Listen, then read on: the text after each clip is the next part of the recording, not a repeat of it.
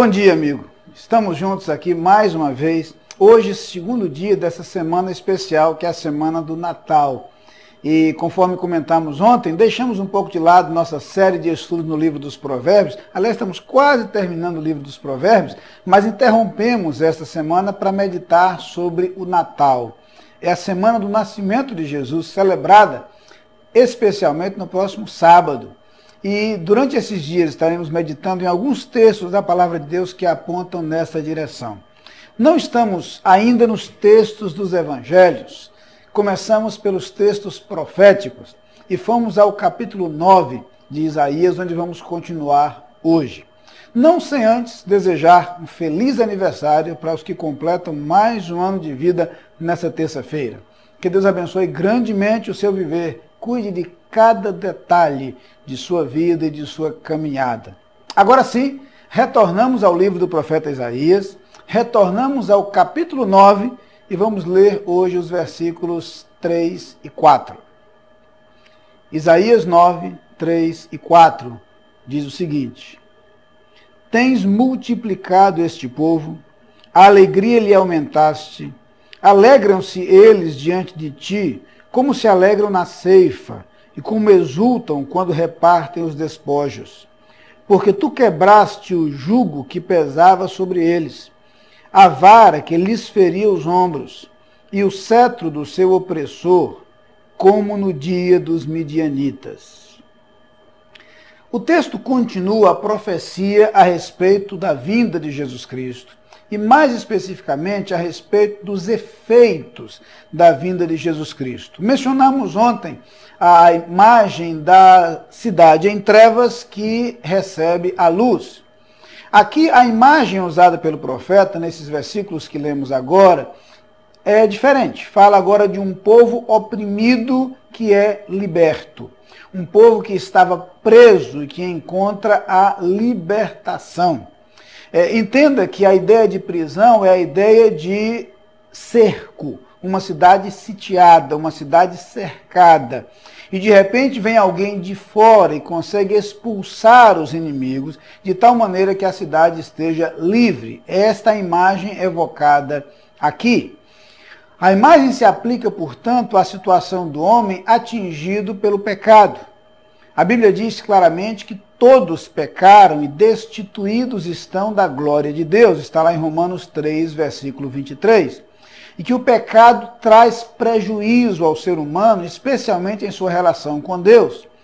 De acordo com Jesus Cristo, aquele que comete pecado é escravo do pecado. Portanto, nós passamos a estar em pecado e, consequentemente, escravizados pelo pecado. Percebam, então, que há uma perfeita relação entre as palavras do profeta Isaías, tantos séculos antes do nascimento de Jesus, e as palavras do próprio Cristo, que ao longo do seu ministério diz: se, pois, o Filho vos libertar, verdadeiramente sereis livres. Jesus viria ao mundo, portanto, para proporcionar libertação, para trazer liberdade, para nos livrar da escravidão. Que escravidão? Justamente a escravidão sob o pecado.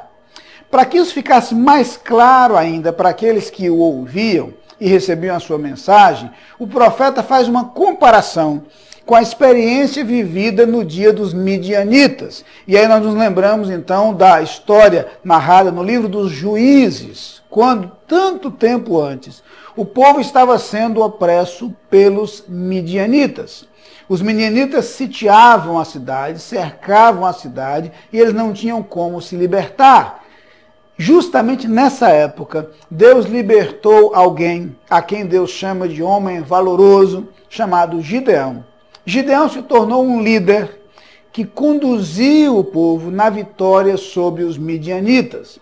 Então o texto de Isaías diz que da mesma forma como o cetro do opressor foi quebrado, ou seja, do mesmo modo como aquele que trazia prejuízo e escravidão ao povo foi derrotado, da mesma forma, a vinda de Cristo representaria a vitória divina sobre o nosso opressor, sobre aquele que nos oprime, sobre aquele que nos traz escravidão.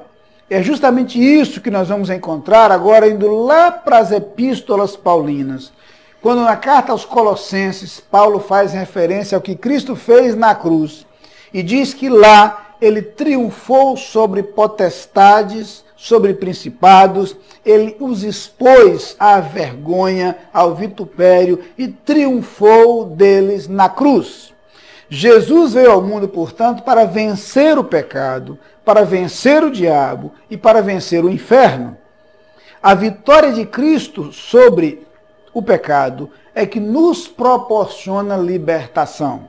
Entenda então que todos esses textos, seja lá no episódio dos Juízes, seja na referência a esse fato no livro do profeta Isaías, seja nas palavras do próprio Jesus Cristo que fala de libertação, seja nas palavras do apóstolo Paulo quando escreve aos Colossenses, mesmo textos separados por séculos e séculos de distância, eles apontam numa mesma direção. A imagem de que Cristo, Filho de Deus, viria ao mundo para nos libertar.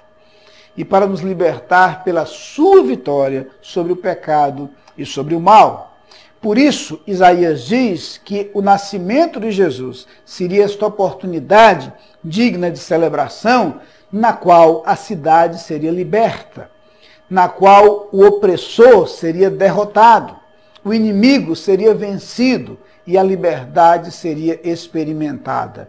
Uma imagem perfeita para representar aquilo que acontece quando nós abrimos o nosso coração para Jesus. Quando o Jesus que nasceu no Natal se torna o nosso Salvador.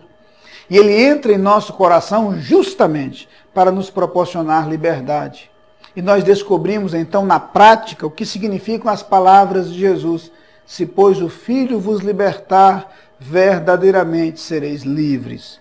Ao abrir o nosso coração para Jesus, nós somos libertos. Ao sermos libertos pelo seu poder e pela sua graça, nós não somos mais escravos do pecado, mas Cristo passa a ser o Senhor de nossa vida. E esta é a grande vitória que ele veio nos proporcionar quando nasceu em Belém. Vamos orar.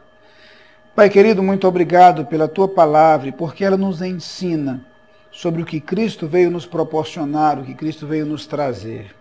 Muito obrigado pela vitória que Cristo conquistou na cruz, vitória que nós experimentamos quando abrimos o nosso coração para Ele. Que seja esta a experiência de cada pessoa que nos assiste nesse instante. Que o Natal não seja apenas a recordação de um fato histórico, mas que em seus corações haja a experiência viva e real da libertação que só Jesus Cristo pode proporcionar. Concede-lhes esta graça e esta vitória. Eu te peço nesse instante, no nome de Jesus. Amém. Lá vem o sol pra dizer que é dia, encher